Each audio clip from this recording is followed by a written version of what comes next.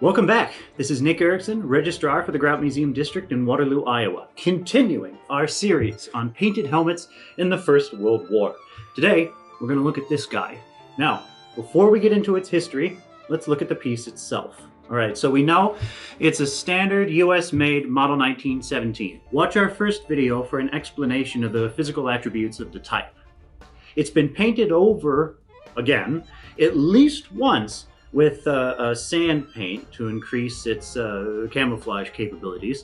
We can see brush strokes on the underside of the brim. We can also see where a lighter coat of paint, in some places, we can see where a lighter coat of paint has been applied over its darker OD factory coat, right? Olive drab factory coat. So these signs point to this helmet being used in field operations during the First World War. Plus, one more detail. Right here, smack in the center of the helmet's frontispiece, is a large red one. A big red one.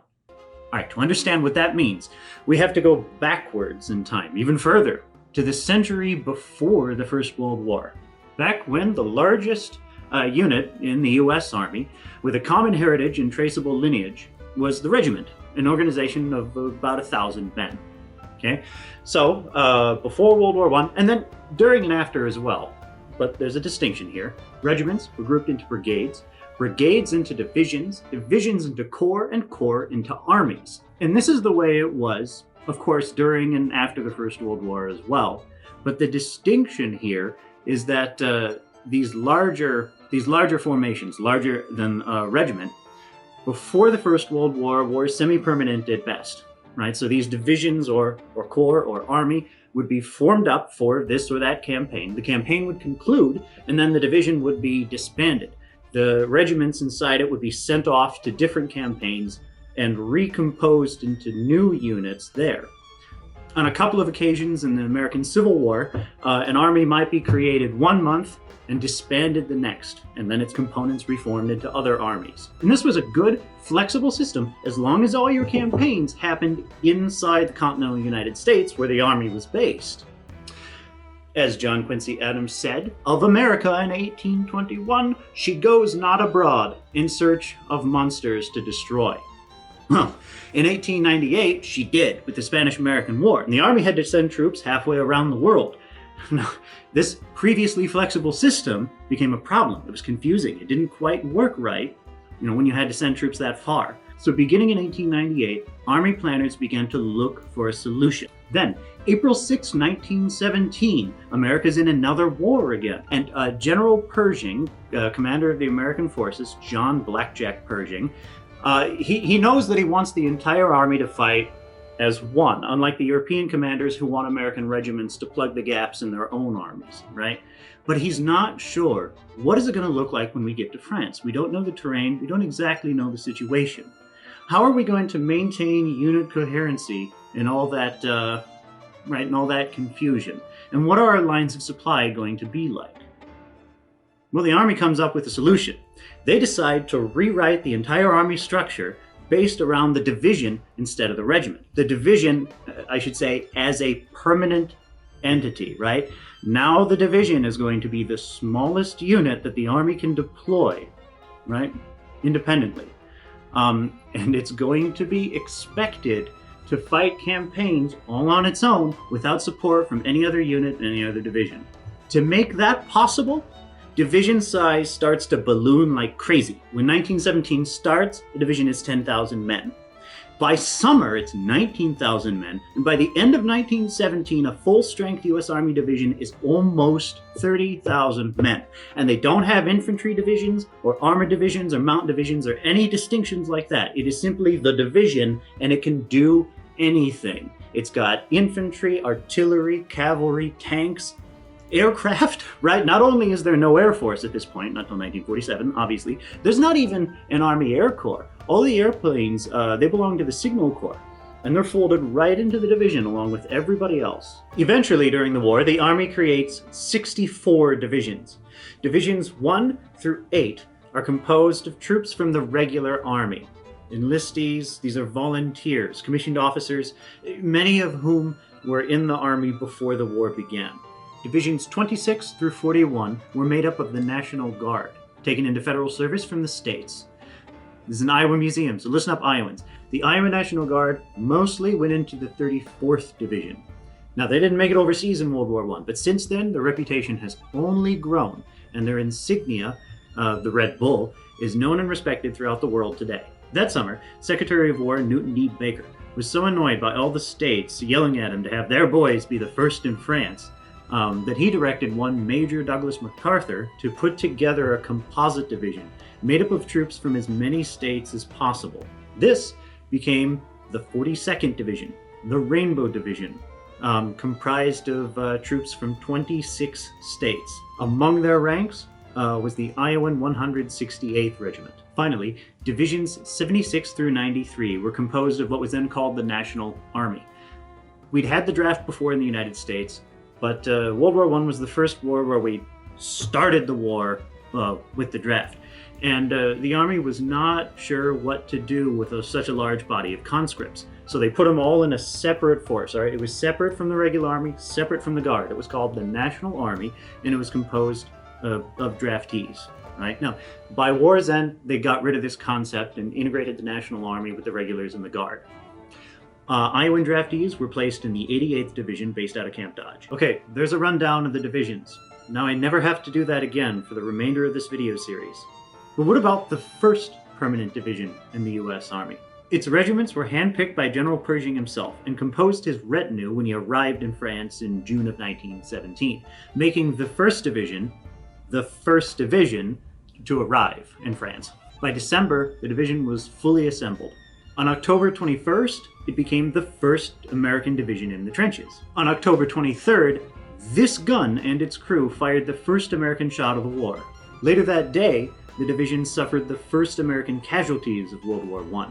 On the 27th, the division took America's first German prisoners. At 3 o'clock in the morning, November 3rd, 3 members of the division were killed in a German raid. That's 1 corporal and 2 privates. Iowans, you know the name of one of them. That's Private Merle Hay of Glidden, possibly the first American killed in World War I. After the armistice, the division was the first to enter Germany on December 1st, 1918. Next year, in August and September of 1919, the 1st Division became the last to leave Europe for the United States. In fact, the 2nd Division's departure was actually moved up to July so that the 1st Division could be the last to leave. The 1st Division fought the longest of any American unit in World War I, from October of 1917 to the very last minute of the war, November 11th, 1918, the armistice. It fought with honors, particularly at the battles of Cantigny, Soissons, Saint-Mihiel, and the massive cataclysmic war-ending campaign that was the Meuse-Argonne Offensive. To this day, America's largest battle, with 1.2 American troops involved. As the war winds down, all of these new American divisions begin to develop a shared culture and internal sense of pride. They take their cue from the European armies they encounter, particularly the British and Commonwealth forces, who have a long tradition of conspicuously marking their regiments with various uniform patches. Beginning in the summer of 1918, the divisions, from the bottom up, usually starting in the rear, like supply, quartermasters, engineers, begin designing their own special insignia without official permission.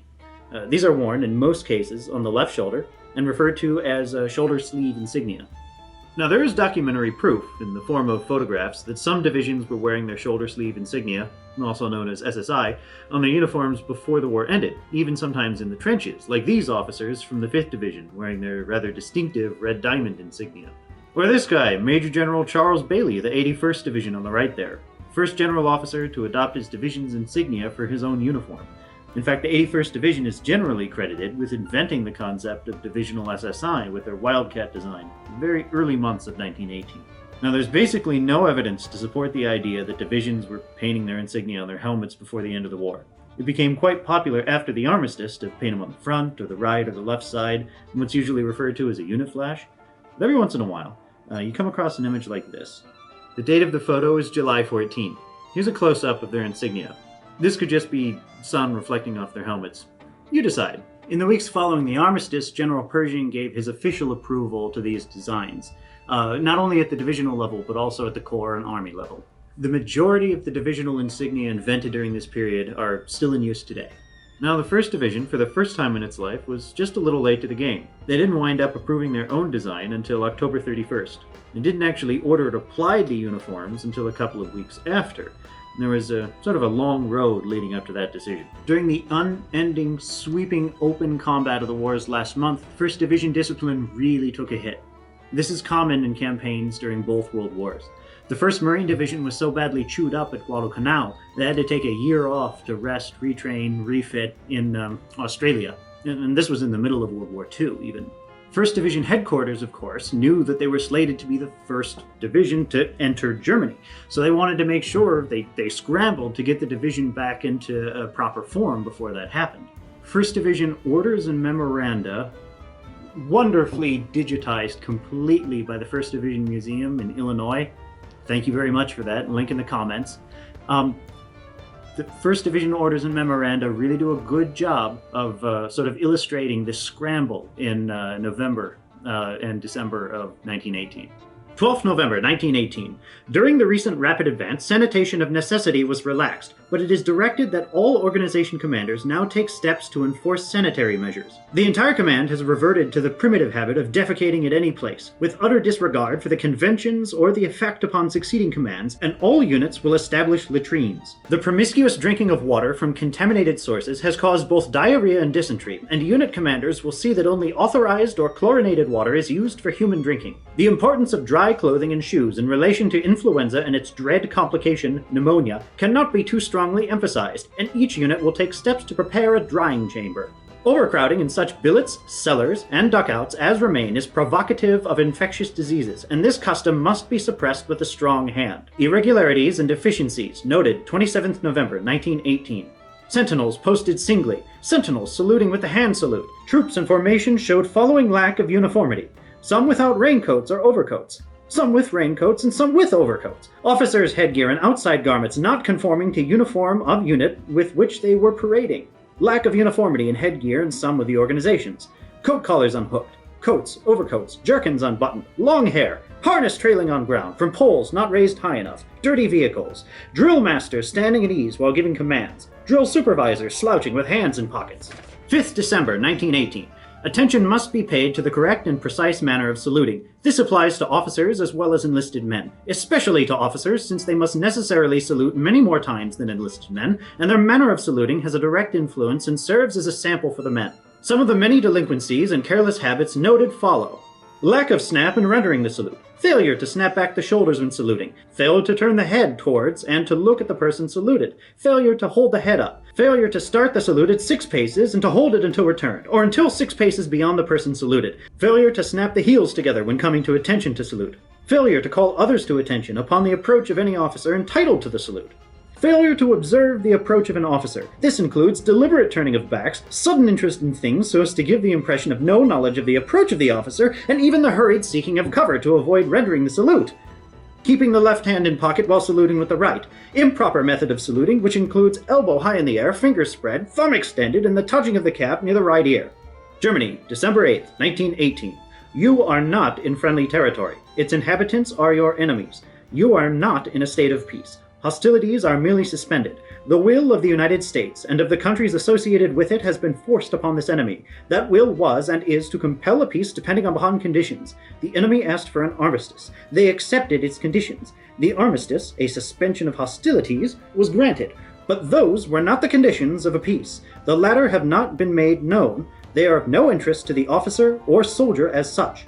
The enemy population about us is composed not only of people who have not had an active part in the war, but of discharged officers and soldiers, perhaps of officers and soldiers not yet discharged. The families have lost sons, brothers, and fathers. They have suffered discomfort and privation. They supported an unjust war.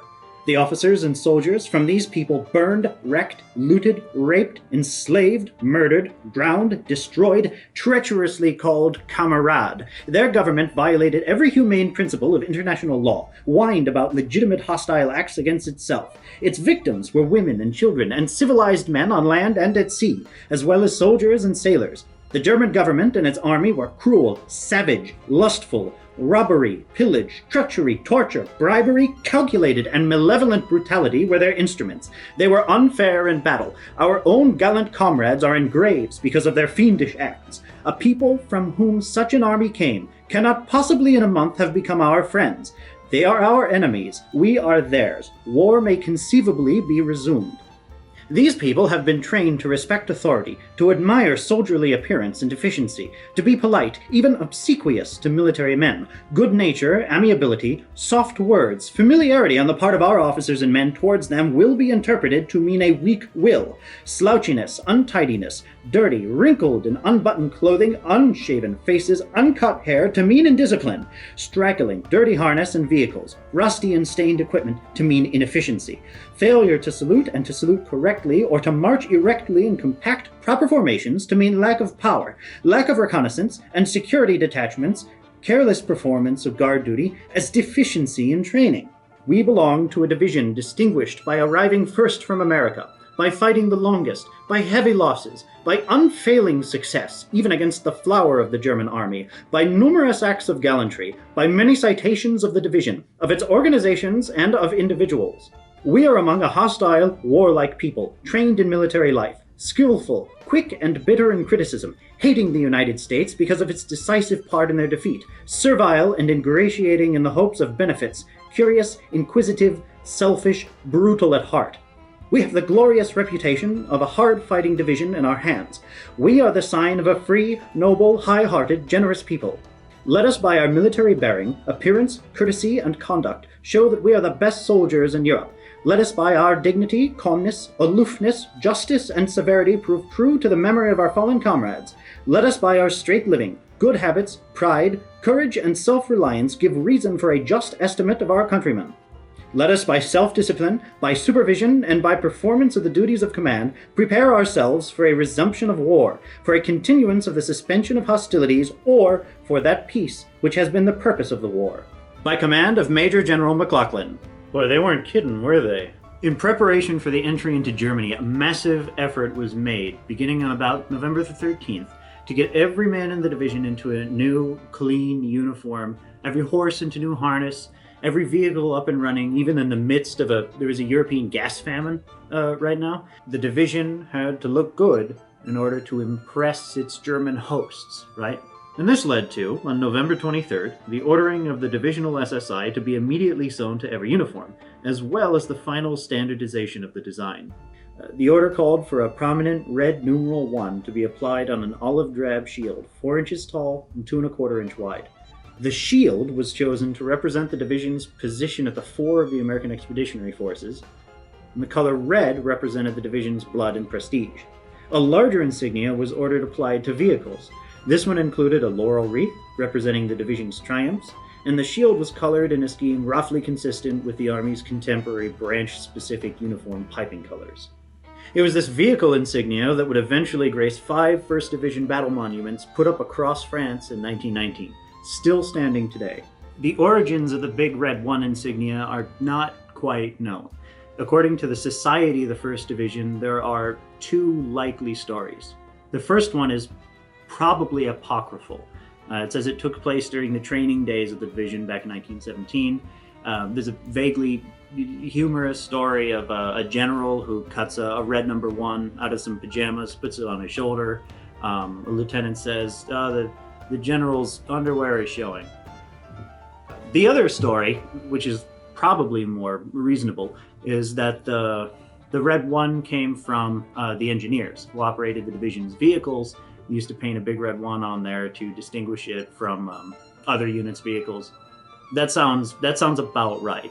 Then, of course, there's the fantastic opening scene to Sam Fuller's classic 1980 movie, The Big Red 1, where Lee Marvin's character takes a piece of cloth that he cut from a German officer's cap and puts it on his shoulder and says, "Hey, Captain, what do you think General Pershing will say?" It's a good movie.